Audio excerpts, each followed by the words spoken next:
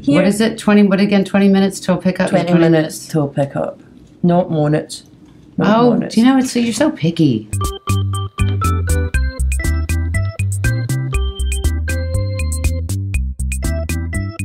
So I'll just be quiet while you do your thing. Yeah, that's thing. And too bad I didn't bring a nail file. No, because that would be upstage, right. And that would be upstaging, okay. man. Right. Damn it! I went to NYU Theatre School for a reason. Okay, sorry. Go ahead. So you actually? Did to School of the Arts. Did you train as an actor? I did. You trained as an actor? I trained as an actor. That's awesome. Right. Okay. I'm ready, and I'm going to start. Okay. Hello, and welcome to another episode of 20 Minutes Till Pickup. If you've never seen this before, well done.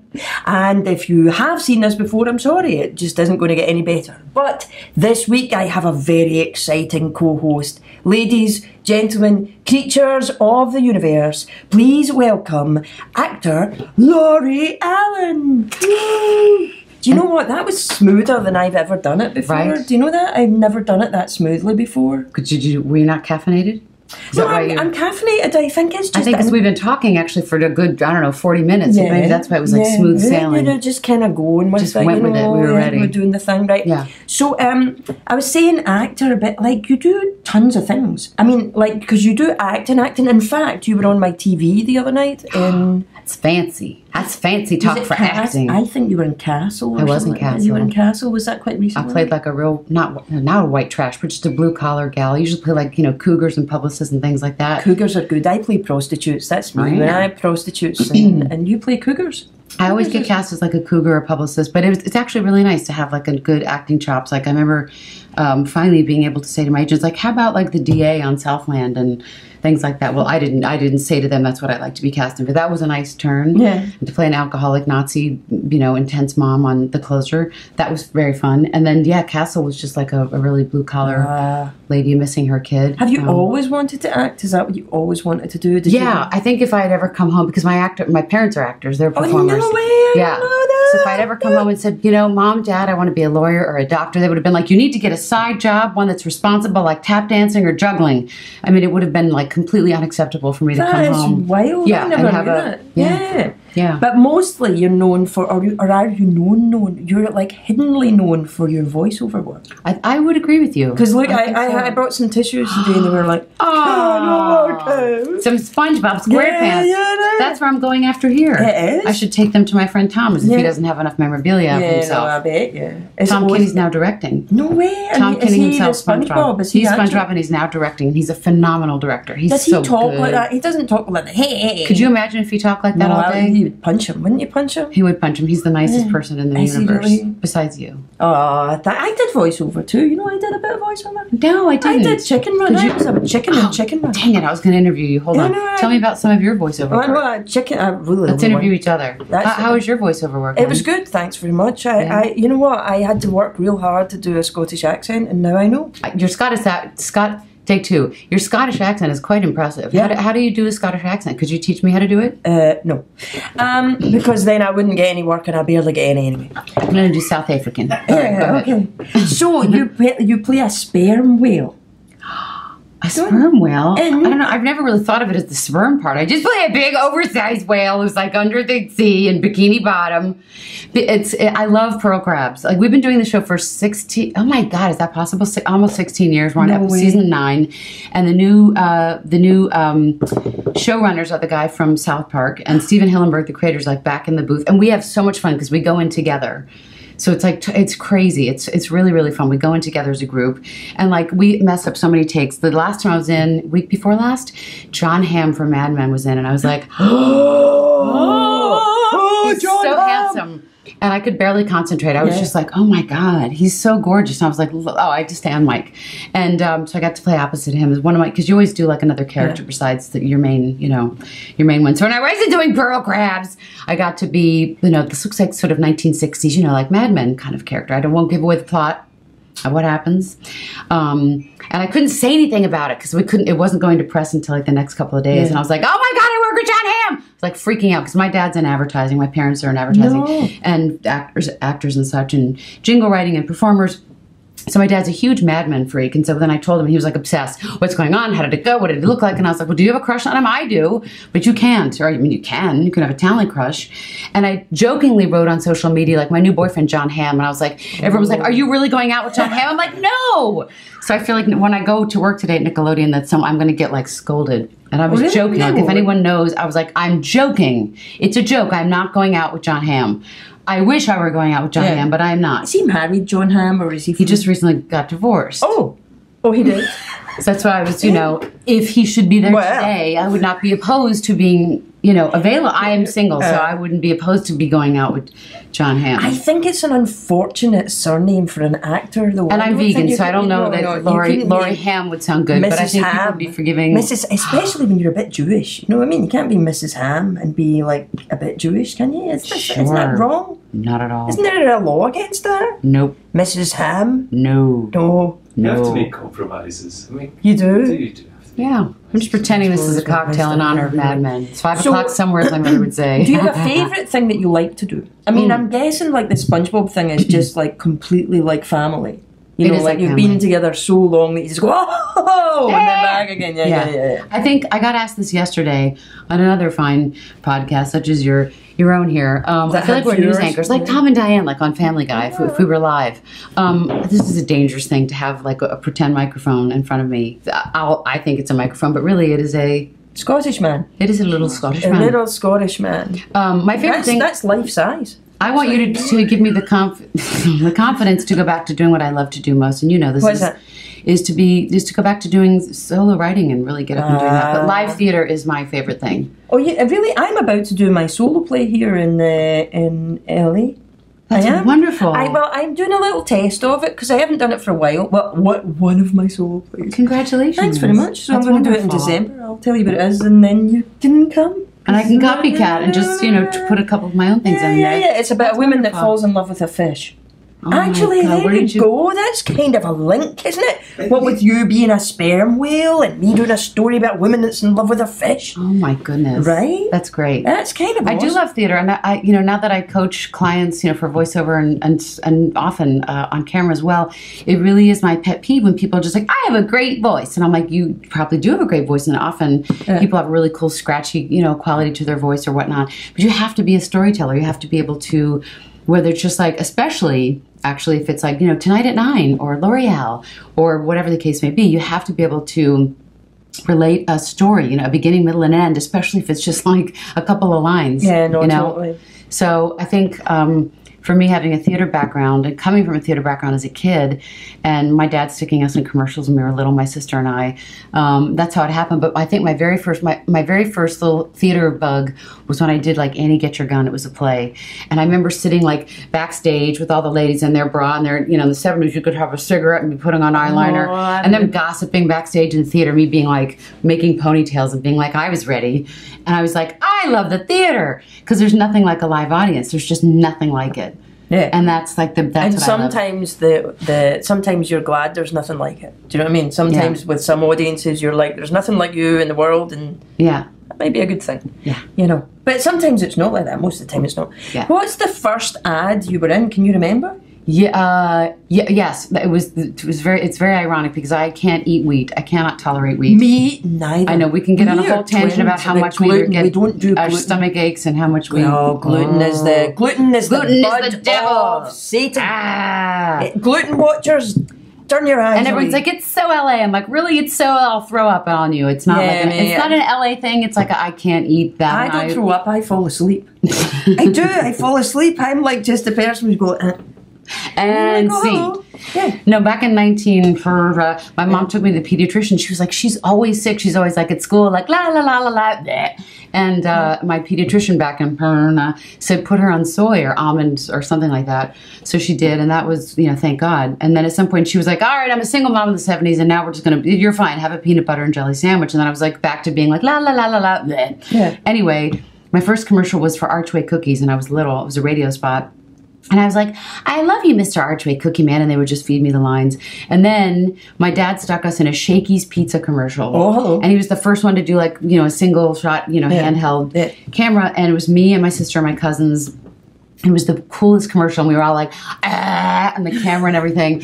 And there was no spit bucket back then. And so I ate so much pizza, and I was so sick for days and days and days on end, but it was great. And that's how we got our SAG card. So I've been after SAG member for, I don't know, since like 19. Sure.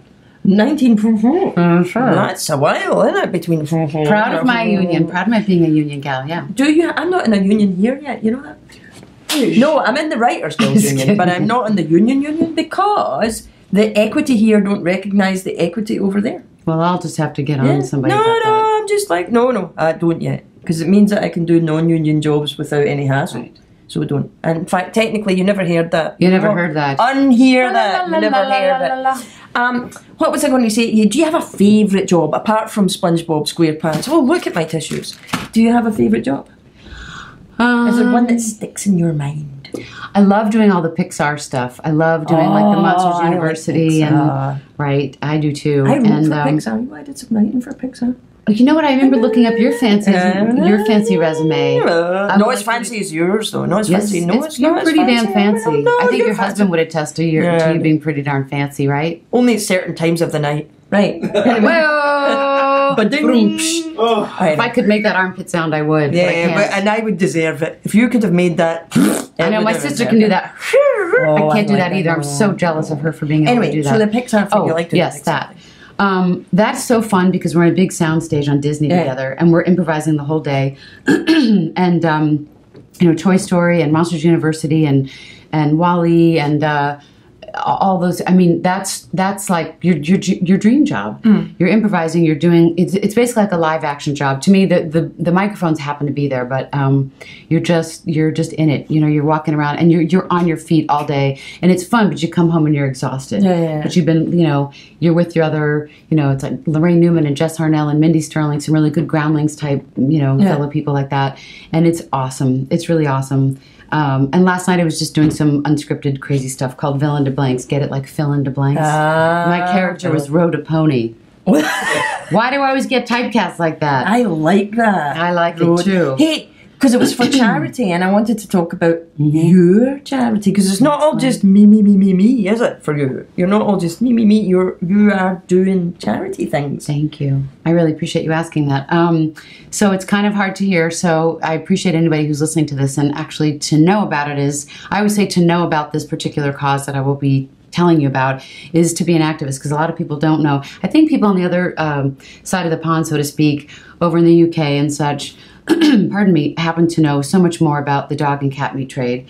In a lot of Asian countries, China's the worst offender, than South Korea and Thailand and Taiwan. Unfortunately, what I'm trying to do to help stop the dog and cat meat trade is very much here in the U.S. Because a lot of folks eat dogs and cats, but what they don't know is that it's illegal. There's a lot of dog snatching that goes, and they take people's pets out of their backyards at night and in the daytime, perhaps when folks are, just having a meal or whatnot, and they take service animals and then they trade them. They transport them illegally at night is usually when the trading happens, and they stuff them. I'm going to get all emotional. They put them in crates, metal cages actually on top of each other, and they take them in the hottest of hot and the coldest of cold with no water, no food, and it's illegal. And then they take them straight to the butchers, and they believe that the more the dog is, the more the dog and the cat is tortured, the more that the adrenaline that they've suffered, the sweeter the meat. So there's a lot of very obviously, it's horrible. Such a horrible tradition. So clearly, it's not about there doesn't exist such a thing as any kind of tradition that it belongs in this society. It just doesn't belong, right? So tradition, sure, in any culture, we have a million crazy things that we do as Americans, or perhaps Scottish folks, right? We do crazy things. There's no condoning flat out torture. No. I won't even get into it, but electrocuting and blowtorching and boiling them alive to get the skin off, to get the hair off of them. And then believing again that the meat is sweeter. And then there's a certain festival that we just participated in, a big march against the Yulin festival, because there's a festival in June that happens in the Yulin province in China, where they do it for one whole weekend. In South Korea, it's the Bacchanal days. They believe the dogs actually give them cooling properties to cool them down. So my dear friend Fia Pereira and I started, she was working for the Humane Society, and she had followed this wonderful lady, Julia DeCadney, who had started No to Dog Meat in 2009. And she's just a brilliant, fantastic lawyer, and she's got a wonderful World Protection for Dogs and Cats, and No to Dog Meat is underneath that umbrella. And Fia had been following them, and she was working for the Humane Society for many, many years, stopping the seal campaign, clubbing of the seals, getting folks to buy stuff here in the U.S., and to stop that horrible business in Canada. So she had followed them, and she said, do you want to help me put on a peaceful rally outside the Hollywood Bowl when they were having a beautiful night, the Chinese Splendor. It was one of my favorite violinists, a Chinese violinist. And it's a very peaceful thing, just making people aware of that it happens here. Yeah. And to just stop it and to sign some petitions to really bring it to the forefront of people's minds because they don't know that it happens. And I said, sure, I love organizing people. It's my nature to produce plays and theater and comedy, and I sat on my union boards. I will use my bossiness for good. Yep, I will use my bossiness and my bossiness for good. So I said, sure.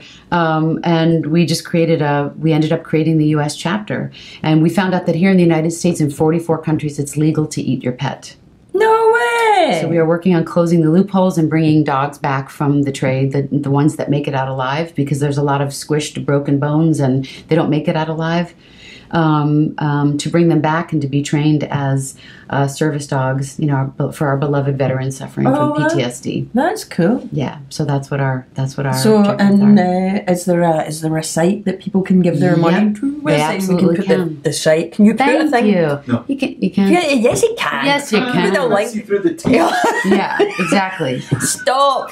You can put a link up for this site so that people can donate money. You can go to www.no2dogmeat, like NOTODOGMEAT.com. Yeah. And I on my Twitter, Lori Allen, the numeral 1, and on my fan page on Facebook, and my Instagram, which is Lori Talk, all caps. How many pages have you got? How many pages have you got? Like 449. One for every job that you've had. Mm-hmm. So like billions of them. So it's all split between like animal stuff and career stuff and just like crazy miscellaneous inappropriate stuff. Like I'm dating John Hamm. Not. I am not. I wish, but I'm not. And that. So thank you for that. Hey, is it North Korea or South Korea? Is it all of Korea? It happens a lot in South Korea, but it happens all the time, and they think it's a seasonal thing, like seasonal adjustment or seasonal disorder. Like yeah, but it happens all year round. Wow. And the more that we would try to, let's say, regulate it or legalize it, it becomes worse. So the government tends to it does turn a blind eye. Right. So right now we have, if you go to Avaz, AVAZ, Avaz.com, and I can put that more on my fan site today, and we can tweet about it today after we're done, or when this airs, you'll let me know, that people can, we need 100,000 signatures, because Avaz is a wonderful way, actually, if anybody wants to get something passed or put on the table through our dear ambassador, Samantha Powers in the United States.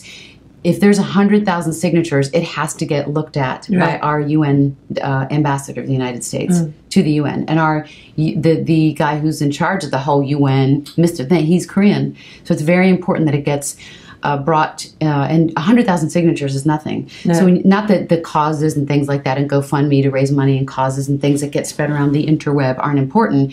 But if you really want something to be looked at, you want to do a great petition through Avaz, which means voice, to voice something. Yeah. I think there's something, especially as well when it's like, talking about using dogs for veterans suffering from PTSD. You're like, everybody wins. Do you know what I mean? It's a win-win for 2- and 4-legged creatures, right? I was wondering if it was, what is it? I'm just giving you 1 minute.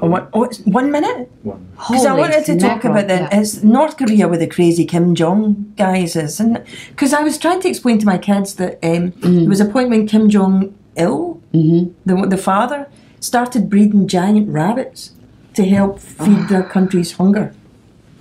It didn't work because rabbits eat a lot, and a giant rabbit eats what a giant rabbit would eat. So, to me, I went vegan because to me it was very important that, I had taken a bunch of stuff out of my diet, as we talked about, like I can't eat gluten, and dairy just doesn't agree with me for all sorts of reasons. And then I just don't drink a lot, just for various reasons, because it just makes me have a headache most of the time and whatever. So I'd taken a bunch of stuff out of my diet, and then I was a pescatarian for a while, and then my mercury level went through the roof, and I was like, well, what if I just So then I went back to eating chicken, and then I was like, it just tastes gamey and weird because I'd cleaned up my diet. And then I was like, well, what if I just replace like lentils and some, you know, a lot more, you know, quinoa and stuff like that. And then all of a sudden I was like, I'm literally not harming any animals. And that just felt really good and felt really responsible. And then I was like, well, that was easy. And now I just can't do it. Like I can't flip through any magazine and see like how to do a tri-tip recipe with like organic blah, blah, blah. I'm like, I can't look at it. I can't do it. And it's not so terrible to think that you're doing something, you know, relatively Do you know easy. what I'd like to campaign? Insects? You know how they're talking about growing insects for food and like, is it ant flour or something like that? They like crush up stuff to make protein, because you get protein obviously. No, I don't think I could do that either. I know that sounds so like, oh my God, you guys have been in LA for so long. Oh, and that's a wrap. That's a wrap. That's a wrap on Lynn and Lori. Do you know what I'd like? I think if you could sort out the quinoa thing, which is quinoa should be spelled Keenwa. It should spell it phonetically on the front of the package. Quinoa. Oh, is that quinoa? Quinoa. Anyway, ladies, gentlemen, creatures of the internet. Well, you shush, I'm saying goodbye. Anyway,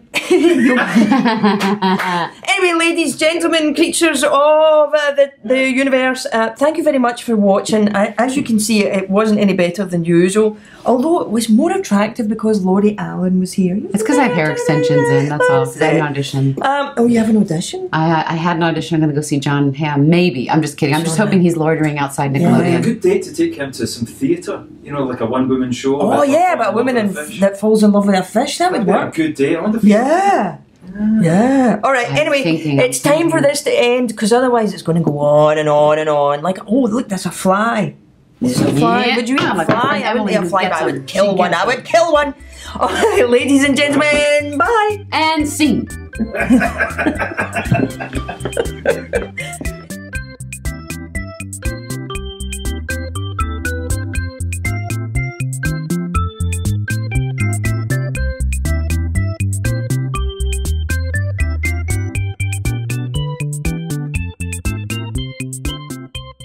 Oh, so if you want to ask a question, I can't guarantee we'll answer it, but I'll try.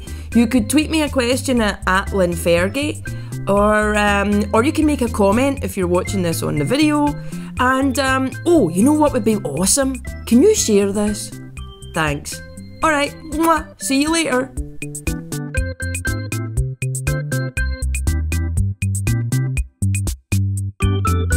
It's mental. Bye, you guys. Thanks for watching and being with us. On this one as well. Hello, we're going to bye. stop the broadcast. If you've fallen asleep, wake up. Hannah Oldman, it's time to go to your bed. Don't open the beer. Bye, guys. Bye. Bye. Bye. Bye.